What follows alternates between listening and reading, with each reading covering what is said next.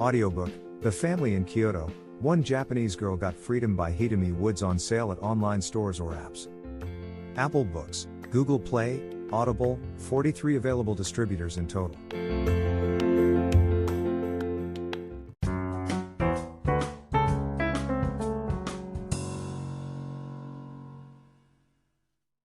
Puss in Boots. A miller died, leaving 3 sons to divide his fortune among them. The eldest took the mill and the land around it, the second took the flocks and herds, and then there was nothing left for the third son, Jack, but 3 bits of silver money, and a little cat that lived in the mill. "This is all very well," said Jack, "and the cat is a fine little cat and can feed on the mice it catches, but I do not see how I am to live on 3 pieces of money." "Oh," answered his brothers, "you will have to start out in the world and do the best you can for yourself." Jack took the little cat and started out. "Do not be uneasy, master," said the little cat. "You have 3 silver pieces. Take them and buy me a little pair of boots and a bag, and I will make your fortune for you." Jack did not like to spend his money on a pair of boots for a cat, but he knew he was a wise little animal, so he did as he said. He went to a tailor, and for the 3 pieces of silver the tailor made him the prettiest pair of little boots that ever were seen, and when Puss drew them on they fitted exactly. The tailor also gave Jack an old bag that lay in the corner, and for which he had no use. Puss led Jack off into the country, and then he bade him sit down by the roadside and wait for his return. The little cat ran off into a wood nearby, where there were a great many rabbit holes, and there he managed to catch 2 fine fat rabbits. He put the rabbits in the bag and trotted away in his neat little boots until he came to the king's palace. There he asked to see the king, and a cat in boots was such a strange sight that he was at once brought before his majesty. The courtiers nudged each other and laughed when the cat came into court, but Puss marched up to the king and bowed low before him. "Your Majesty, my master, the Marquis of Carabas, has sent you a present of these 2 fine fat rabbits for your supper," said he, and he took out the rabbits and presented them to the king. The king was very much pleased. He ordered a piece of money to be given to Puss, and bade the little animal thank his master for the fine present he had sent. Puss ran back to where Jack was waiting, and gave him the piece of money. "There," he said. "That is enough to pay for a bed and a supper at the inn." The next day Puss set off for the forest again, and this time it was a pair of fine fat partridges that he caught and carried to the king. "They are sent by my master, the Marquis of Carabas," said Puss. Again the king sent his thanks to the Marquis, and gave Puss a piece of money, which the little cat carried back to his master, and it was enough to buy Jack food and lodging. So it went on day after day. Every day Puss caught some fine game in the forest and took it to the king with the compliments of the Marquis of Carabas, and every day the king thanked the cat and gave him a piece of money. The king began to wonder who the Marquis of Carabas was and where he lived. He began to think the Marquis was a very generous fellow. One day the king went out for a pleasure ride with his daughter, and many of his court rode with him. Puss came in haste to his master. "Come quick," he cried. "We have done well enough so far, but the time has now come when I will make your fortune." The cat then led Jack to a river, where he knew the king would pass before long. He then bade Jack take off his clothes and hide them under a rock, and then stand in the river up to his neck. Jack did this, though the water was so cold it made him shudder, and he did not know how Puss was to make his fortune in this way. Puss waited until he saw his master well in the river, and then he ran to the road along which the king was coming. "Help! Help!" he cried. "Oh, help! My master, the noble Marquis of Carabas. He will surely drown." "What is the matter?" asked the king, stopping his coach, and the princess and all the courtiers listened. "Oh, your majesty!" cried the cat. "My noble master. He was attacked by robbers and they robbed him of everything and threw him in the river, and unless he receives help he will surely drown." The king was very much concerned. He at once sent courtiers to draw Jack out from the river and dress him in robes of velvet and satin and gold lace. Jack had never been so magnificently dressed before, and he looked a fine fellow indeed when he was brought to the king. His Majesty was so pleased with Jack's looks that he made him get into the coach and sit beside him, and the princess was even better pleased with him than her father. Meanwhile the little cat had hurried on far ahead of the coaches. Presently Puss came to a field where the harvesters were harvesting the grain. Puss marched up to them scowling fiercely and bristling out his whiskers until he looked twice as big again. The harvesters were frightened. "Listen, men," cried Puss. "The king will soon come by this way with my master, the Marquis of Carabas riding beside him. If he should ask you to whom this grain belongs, answer that it belongs to the noble Marquis of Carabas. If you do not do this you shall be torn into pieces, and the shreds thrown into the river." The harvesters were more frightened than ever. They promised to do exactly as the cat bade them. Then Puss ran on until he met a drover driving a great herd of cattle. Him, too, he frightened so that he promised if the king asked him to whom the herd belonged, he would say to the noble Marquis of Carabas.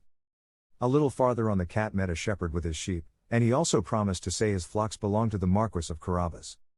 So it went on. It seemed as though everything was to be claimed by the Marquis of Carabas.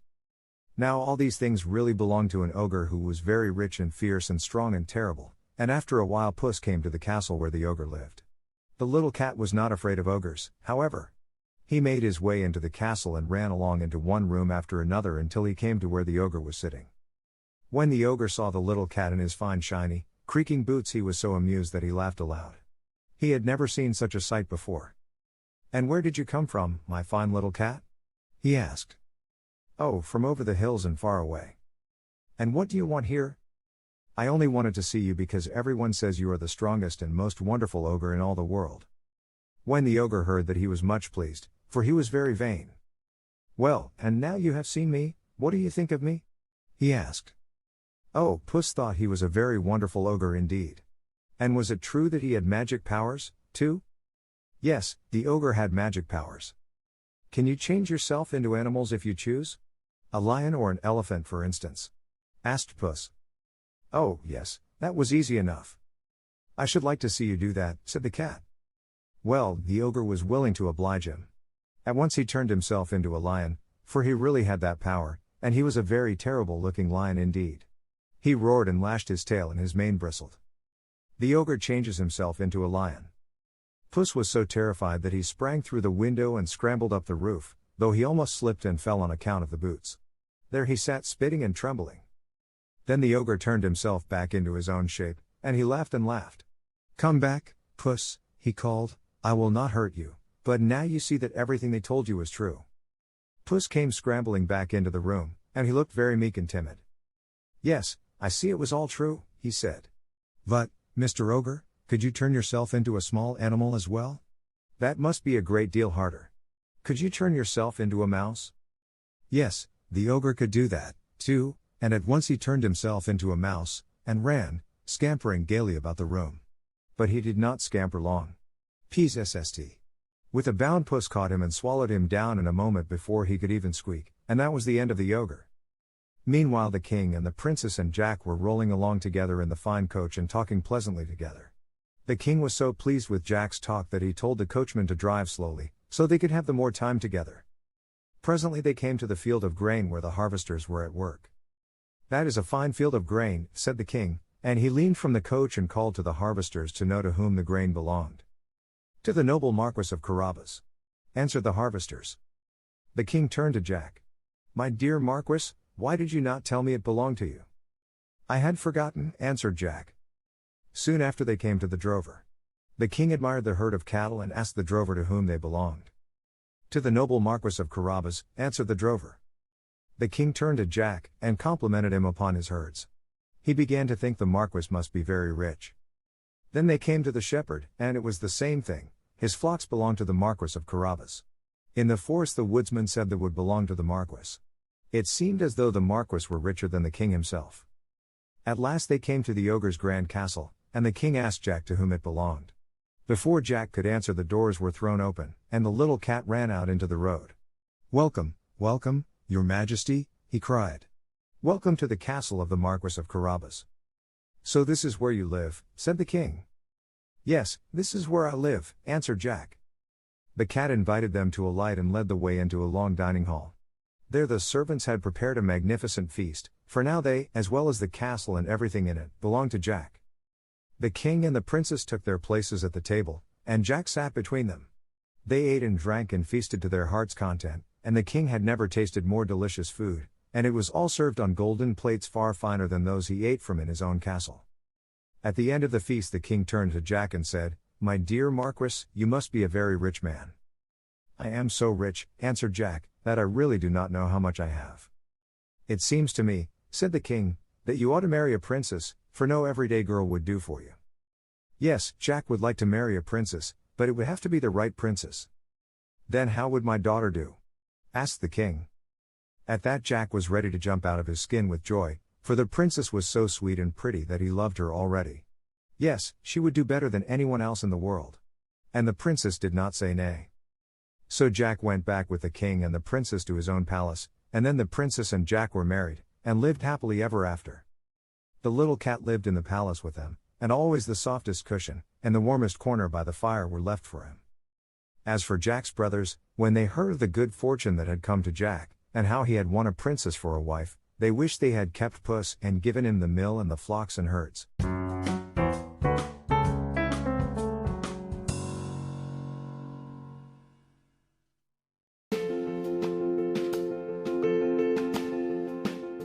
Audiobook, The Family in Kyoto, One Japanese Girl Got Freedom by Hitomi Woods on sale at online stores or apps.